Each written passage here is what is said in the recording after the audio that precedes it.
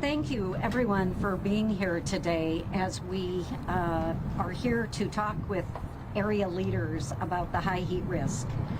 You're going to hear from Chair Jessica Vega-Peterson of Multnomah County, Portland Mayor Keith Wilson, Multnomah County Emergency Management Director Chris Voss, Dr. Richard Bruno, who is the health officer for the region, and we have on hand acting PBEM Director Jordan Wiley. So with that, I'd ask Chair Jessica Vega-Peterson to begin. Thank you, Julie. Good afternoon. Thanks everyone for being here today.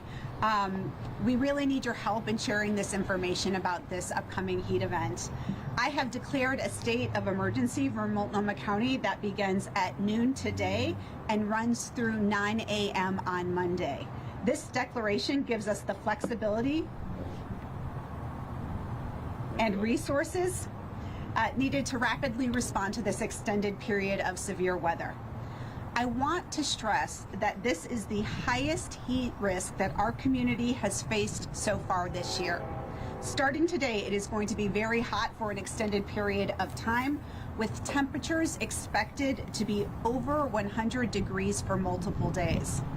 Multnomah County will be opening up emergency cooling centers for at least the next 2 days, beginning at noon today, extending the hours of some library locations, and performing extensive outreach to our unhoused neighbors and our most vulnerable populations, including seniors. I'm grateful to our Multnomah County staff, our partners at the city, and additional partners throughout government and our community. This really is an all hands on deck moment for our community. This is the second heat emergency that I've declared this month as the county grapples with human-caused climate change. Even a decade ago, we did not regularly face life-threatening events or lose people to heat illness. That has definitely changed. That is why Multnomah County has sued the fossil fuel companies that we believe should be held more accountable. That is why we continue to work for a more sustainable world. And that is why together we must keep one another safe in these times. The best place to get information is multco.us/hot. That is where we have all of our information listed. I'm going to leave it. We have a lot of experts here today who can talk you through the specifics of our response, what that looks like, so they'll be available in just the next few minutes. What I want to share and to be as loud and clear about as possible is that this will likely be the hottest weather and the highest heat risk that Multnomah County will see this year. So please, everyone, take the health risks this coming week seriously, extremely seriously. Avoid being outside if you can. Find a cool space inside to be. There is an interactive map of the places that anyone can seek respite from extreme heat, again at that website, multco.us/hot. If you are an event organizer, and I know we have several large-scale events planned for this weekend, so if you're an event organizer, if you were planning on attending an outside event during this heat wave, please reconsider. We should be prioritizing the safety of our community above all else. And if you do have to be outside, and this is for everyone in our community, drink lots of water, stay hydrated, seek shade, take breaks. Don't push yourself. This is going to be extremely hot weather. Above all, please take care of yourself, take care of your neighbors, your family. We need to come together for this event. If you can help somebody get to a cool space, even for a few hours, please do that. It makes a huge difference.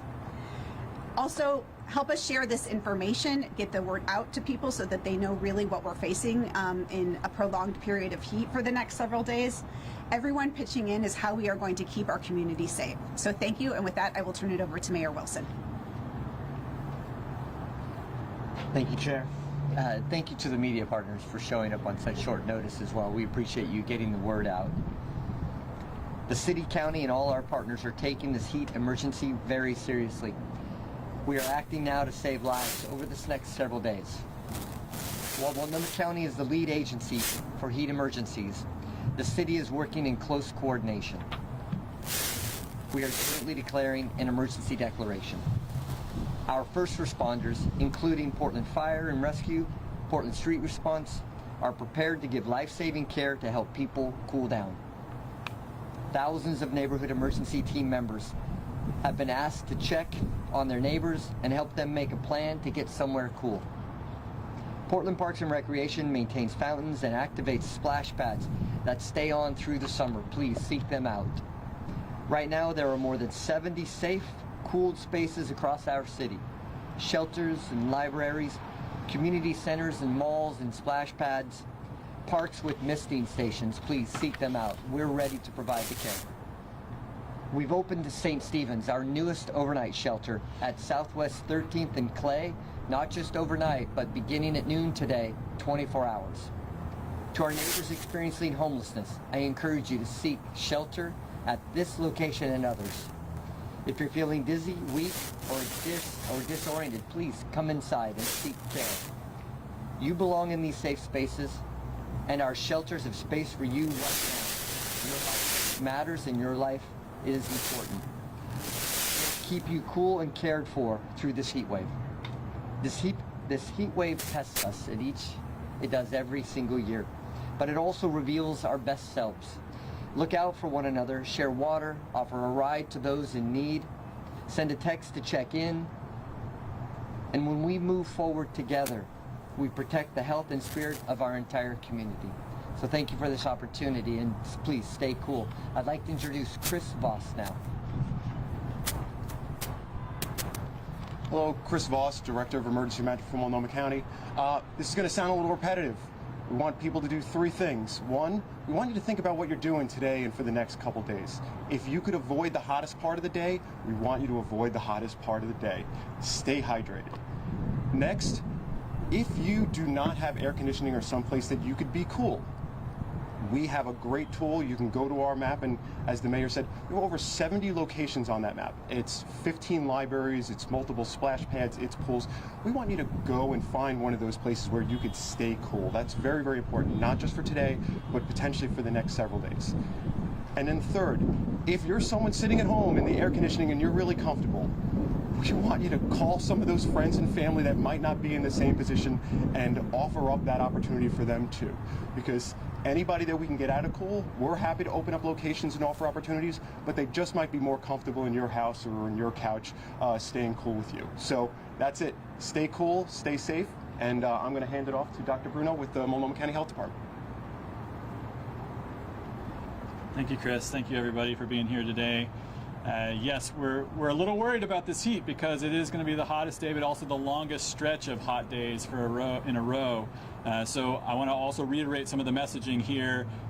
Number one is don't go outside if you don't have to. Don't go out in that heat. Stay inside and indoors and stay cool as much as you can over the next few days to ensure that you're taking a break, and especially if you do have to be outside, taking a break and getting into the shade, staying hydrated.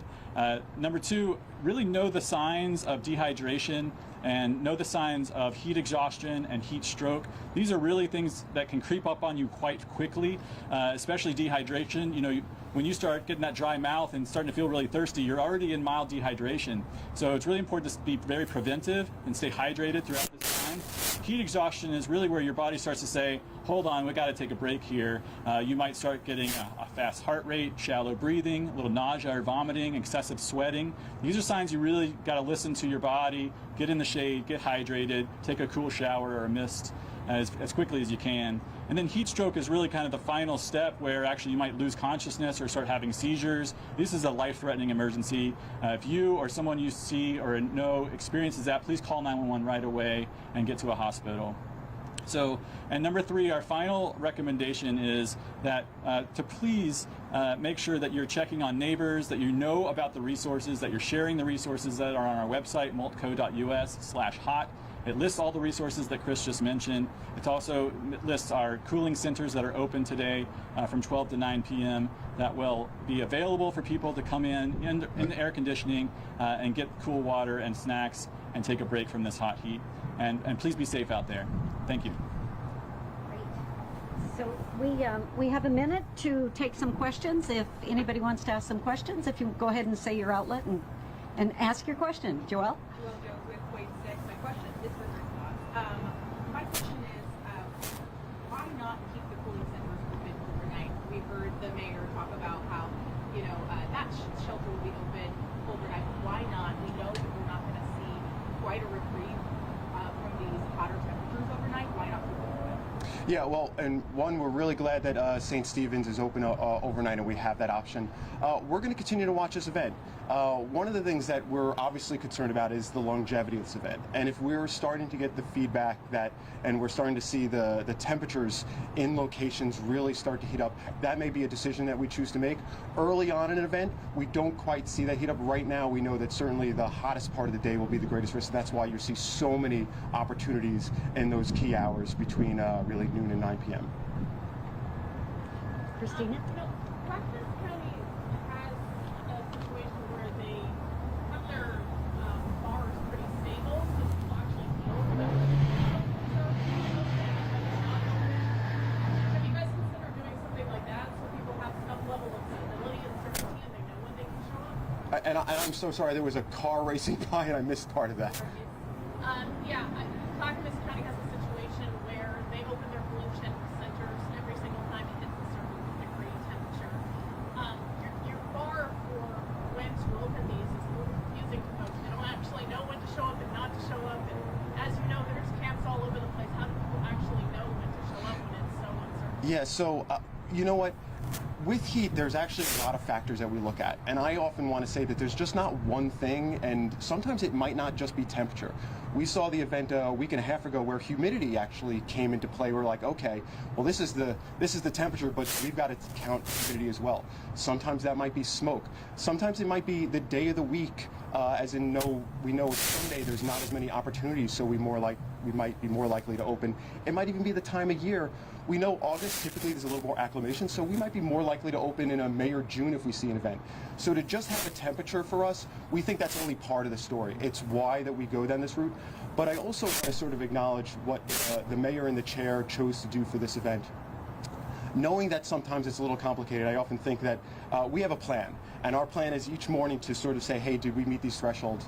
But really smart leaders know, hey, when do we need to maybe not follow that exact plan? And that's why we made the decision today to also keep cooling centers open tomorrow, because we wanted to get ahead of that. We wanted to make sure that the information's out there, and we wanted to give people a little bit more time for the information to get out there, for people to also make decisions about what they would be doing tomorrow on a Saturday.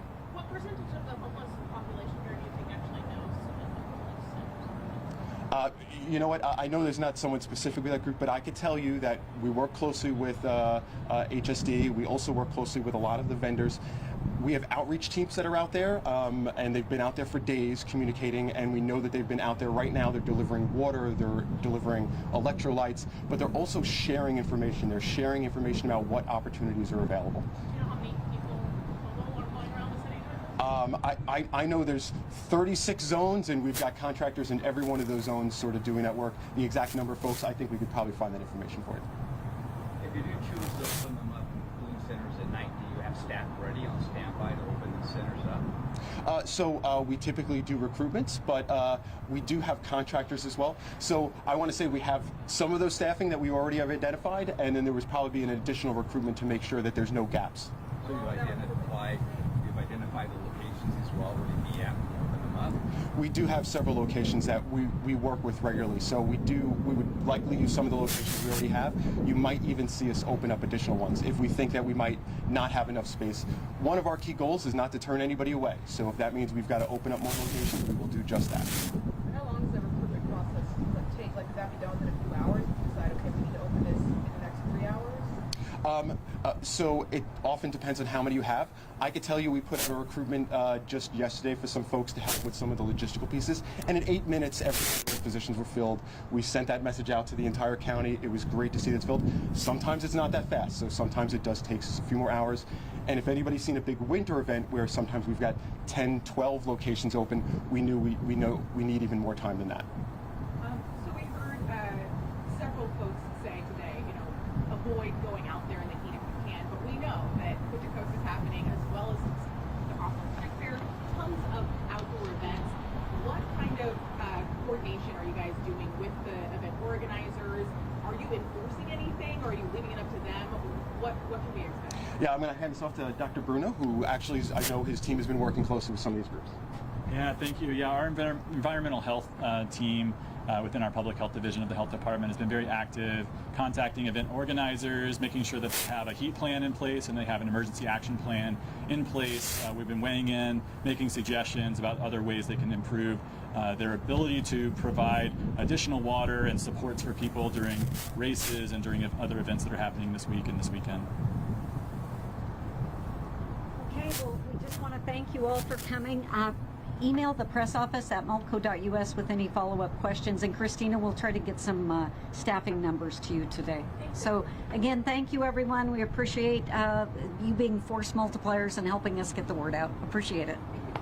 Thank you. Thank you guys.